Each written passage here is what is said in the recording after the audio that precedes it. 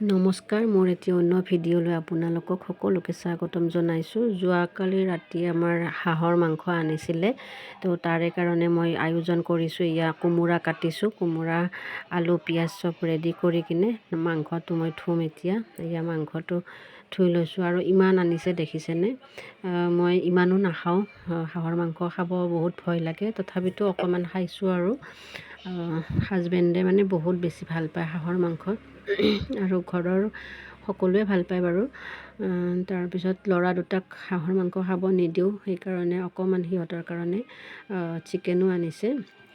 তো এইখিনি কোমোৰা ধুই ল'লোঁ, তাৰপিছত কোমোৰা আৰু মাংসটো ধুই লোৱাৰ পিছত এইখিনি আকৌ মই চিকেন ধুই কিনে ফ্ৰিজত ভৰাই থৈ দিম। চিকেনটো বনোৱা নাই, নবনোৱাকৈ, কাৰণ দিনত মাছ আছিলে, মাছৰ সৈতে ল'ৰা দুটাক ভাত দিছোঁ। পাপৰ ভাজি, দালি আৰু মাছেদি ভাত দিছোঁ সিহঁত দুটাক। তো এই চিকেনখিনি মই দিনত বনাই দিম বুলি এনেকৈ ফ্ৰিজত ভৰাই থৈ দিছোঁ, ধুই কিনে নবনালোঁ। তাৰপিছত হাঁহৰ মাংস বনাব আৰম্ভ কৰিছে। মানে প্ৰথমতে কি কি দিছে মই দেখুওৱা নহ'ল, মই কিবা এটা কাম কৰি আছিলোঁ। তো হাজবেণ্ডে বহায়ে দিলে, এইখিনি এনেকৈ বহাই দিছে। মানে তেলত যি যি বস্তু দিয়ে আৰু সেনেকৈ দিছে, আৰু কিবা কিবি দিছিলে মই দেখা নাপালোঁ।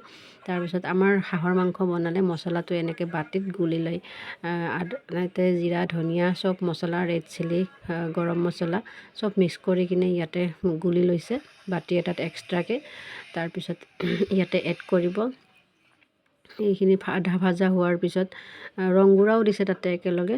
তাৰপিছত আৰু আধা ভাজা হোৱাৰ পিছত এনেকৈ দি দিছে মছলাখিনি, ইয়াত ঢালি দিছে এনেকৈ। তাৰপিছত বাতিটোত অকণমান পানী দি কিনে এনেকৈ আখলি দিছে আৰু তাৰপিছত এনেকৈ দি লৰাই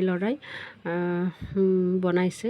মানে বহুত ভাল হৈছে আৰু বহুত টেষ্টি হৈছে খাবলৈ। আৰু কোনে কোনে আপোনালোকে কোমোৰাৰ সৈতে হাঁহৰ মাংস খাই পাইছে আৰু কোনে কোনে এনেকৈ বনাই জনাব দেই কমেণ্টত।